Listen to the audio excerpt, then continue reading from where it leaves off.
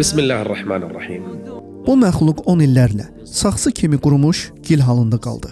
Bu yeni məxluqa həyat nəfəsi ona üfürüldükdən sonra Allah mələklərə və onların arasında iblis də var idi. Ona səcdə etmələrini əmr etdi. Hamısına birlikdə. Bu, Uca Allahın bir əmridir. Bu yeni məxluqa, mənim atama və sənin atana, yəni bizim hamımızın atası olan varlığa xüsusi bir şərəf göstəricisi idi. O, ilk insandır. O, Adəmdir. إذ قال ربك للملائكة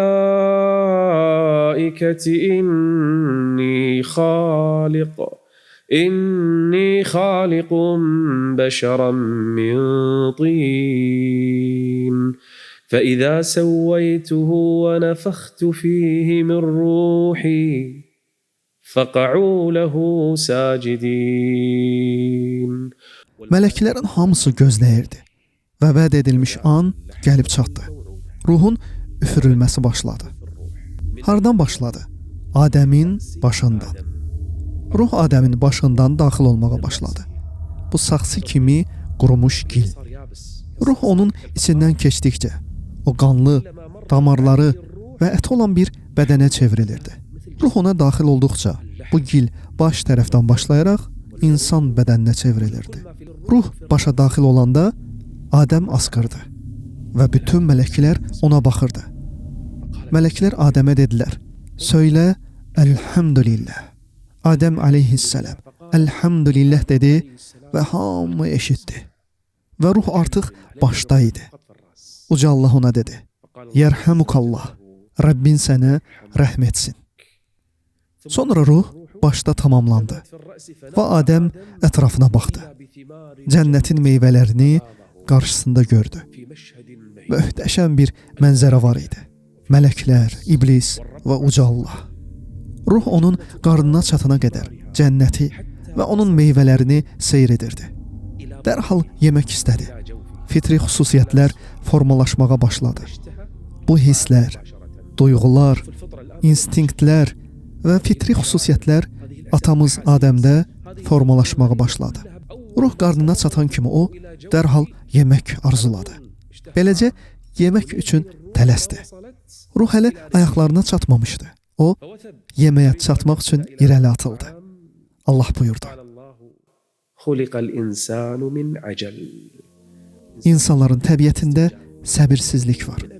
Bu xüsusiyyət ilk gündən atamız Adəmdə formalaşdı. Ta ki ruh Adəmdə aleyhissalam ən gözəl şəkildə yerləşənə və tam halına çatana qədər. Adəm aleyhissalam mələklərin qarşısında durdu və onlar onu görən kimi, Allahın əmr etdiyi kimi səcdə etdilər. Bu yeni məxluqa hörmət olaraq bütün mələklər səcdə etdilər. Onların sayı nə qədər idi?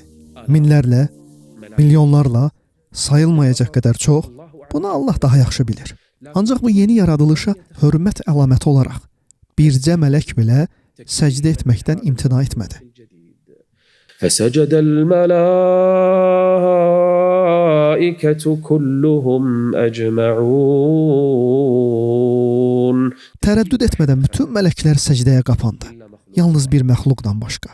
O, mələklərdən deyil, cinlərdəndir. Amma Allah onu mələklərin səviyyəsinə qaldıraraq şərəfləndirmişdi. Lakin təkəbbür və qürur öz sahibini məhv edir. İlk dəfə olaraq cəsarətli bir şəkildə cənnətdə Uca Allaha itayətsizlik edildi. Bu necə dəhşətli bir əməldir. Bu necə bir cəsarətdir. Bu necə bir təkəbbürdür. İblis necə bir itayətsizlik göstərdi. Bütün mələklər səcdəyə qapanmışkən o tək başına ayaq üstə durdu. İlla iblis istekbara və kana minəl kafirin.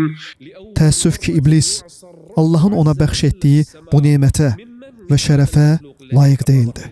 Uca Rəbb ona dedi: Ya iblis. Halbuki daxilindəkiləri bilirdi. Ma məna'kə ən təscudə limə xaləqtu biyədəy. Əstekbartə əm kuntə minəl alim. Sən təkəbbürləndinmi Gəlin məlun varlıq iblisin cavabına baxaq. Gəlin bu cəsarətin ölçüsünə baxaq. O dedi: قال أنا خير منه Məni oddan yaratmısan. Onu isə gildən. Niyə özümdən aşağı olan birinə səcdə etməliyəm? Onlara görə od gildən üstündür. Mən ona necə səcdə edim? Amma bu əmr Allahın əmridir. Ey iblis, bu Adəmin əmri deyil. Əmr Allahdandır. Amma təkəbbürə bir bax. Allah dedi: ey iblis, səcdə etməyinə sənə nə mane oldu? قال أنا خير منه خلقتني من نار وخلقته من طين. Təsəvvür edin, Adəm gözlərini açanda ilk gördüyü şey mələklərin ona səcdə etməsi idi. Və bu anda uca Rəbb kimlə danışır? O, iblisə müraciət edir və onu danlayır. Dəhşətli bir mənzərə. İlk dəfə olaraq cənnətdə uca Allaha itaətsizlik edildi. İblis daxilində gizlətdiyi o təkəbbürünü, həsədini, pisliyini və Allahın əmrinə qarşı çıxmasını ortaya qoydu. O deyir: mən ondan üstünəm, ona niyə səcd edim? O andan etibarən iblisin üzərinə lənət tökülməyə başladı. قال فاخرج منها فإنك رجيم وإن عليك لعنتي إلى يوم الدين. Ey iblis, Allahın əmrinə necə belə bir cəsarətlə qarşı çıxdın? Lənət onun üzərinə indi. Uca Allahın qəzəbi onun üzərinə indi. Mələklər arasında olduğu halda o andan etibarən rədd edilmiş bir şeytana çevrildi. O lənətlənmişlərdən oldu. Allah onu ən uca səmadan qovdu və dərəcəsini endirdi. Ancaq iblis həmin bu anda vəziyyəti öz xeyrinə istifadə etdi. O, Allahdan bağışlanma istəmədi. Rəbbindən heç bir mərhəmət diləmədi. Onun təbiətindəki pisliyə baxın. O yalnız bir şey istədi. قال رب فأنظرني إلى يوم يبعثون. Ey Rəbbim, məni indi öldürmə. Mən yalnız bir şey istəyirəm. Nə istəyirsən ey iblis? Qiyamət gününə qədər yaşamaq. O, bütün məxluqlar öldükdən sonra da qiyamət gününə qədər yaşamaq istəyir. O dedi: Rəbbim, onlar dirildiləcəkləri günə qədər mənə möhlət ver. Elə bilirsiniz ki, o, tövbə etmək və bağışlanmaq üçün möhlət istədi. Günahından sonra Allaha yaxınlaşmaq üçün möhlət istədi. Uca Allah ona cavab verdi və dedi: قال فإنك من المنظرين Sənin müddətini gecikdirəcəyəm. إلى يوم الوقت المعلوم. Bütün mələklər şahid ikən və Adəm orada olduğu bu anda iblisin Rəbbi qarşısında sahib olduğu pisliyə bir baxın. Bilirsinizmi, iblis bu anda nə dedi? Yəni, Allah onun qiyamətə qədər möhlət istəyini qəbul etdikdən sonra aləmlərin Rəbbinə qarşı necə bir meydan oxumağa başladığını bilirsinizmi? Bu elə bir pislikdir ki, bundan betərini təsəvvür etmək belə çətindir. İblis dedi: قال فبما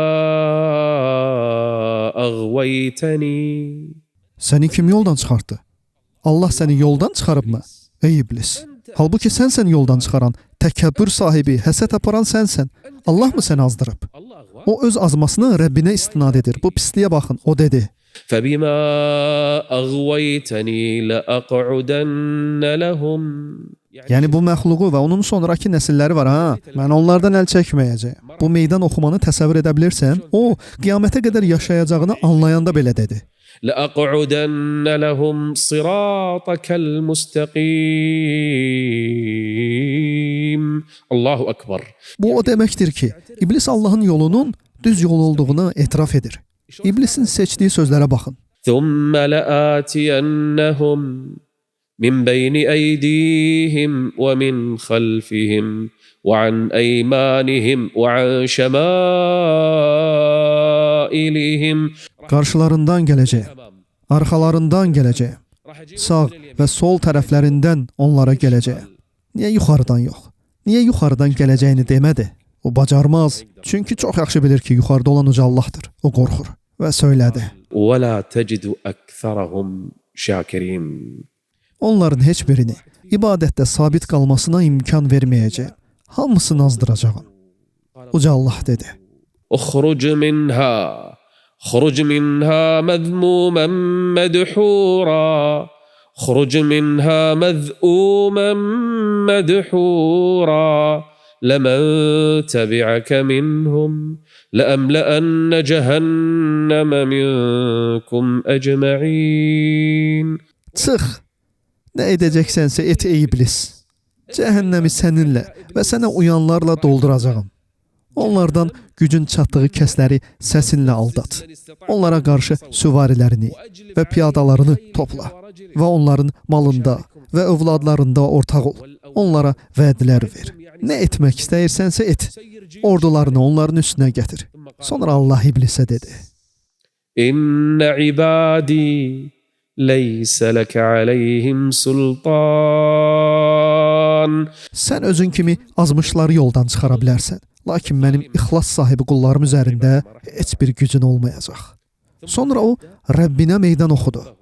O dedi, ey Rəbbim, fikir verin o bilir ki, Allah Rəbdir, amma yenə də ondakı bu pisliyə baxın.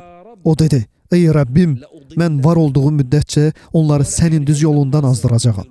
Uca Allah ona cavab verdi və buyurdu, mənə istiğfar etdikcə onları bağışlayacağam.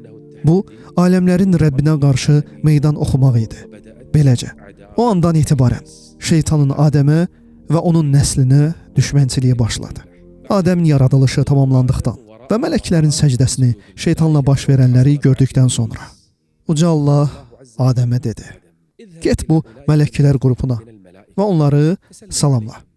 Beləcə, Adəm ilk dəfə mələklərin yanına getdi. Mələklər isə ona baxırdılar. O onlara nə deyəcəkdi? O dedi, Esselamu aleykum. Mələklər cavab verdilər. Və aleykumusselam və rahmetullahi və barakatuhu. Allah Adəmə dedi, bu sənin və səndən sonra gələcək nəslinin salamıdır. Mənim nəslim? Bəli. Həmin anda Uca Allah onun bütün nəslini ona göstərdi və onların sayını bildirdi. Allah bilir ki, Adəmin nəslindən neçə milyard insan gələcək. Adəm öz nəslini gördü və bəzilərinin üzündə nur olduğunu müşahidə etdi. O, üzündən parlaq nur saçan birini gördü. O dedi, ey Rəbbim, bu kimdir? Allah buyurdu, bu sənin oğlun Davuddur, peyğəmbərlərdən biridir. Adəm dedi, ey Rəbbim, onun yaşı neçədir? Allah buyurdu, o 40 yaşındadır. Adəmin ömrü onun üçün yazıldığı kimi 1000 il idi. Adəm hələ dünyanı görməmişdi, cənnəti görməmişdi, nemətləri görməmişdi. O dedi, ey Rəbbim, mənim ömrümdən ona 60 il ver. O, dünyanı görməmişdi. Buna görə də Davudun yaşını 100-ə tamamlaması üçün öz ömründən 60 il istədi. Beləcə, Adəmin ömrü 1000 ildən 60 il azaldı. Davudun ömrü isə 100 il oldu. Bundan sonra Uca Allah Adəmə bir çox şeylərin adını öyrətdi. O, cənnətdə yaşayacaqdı.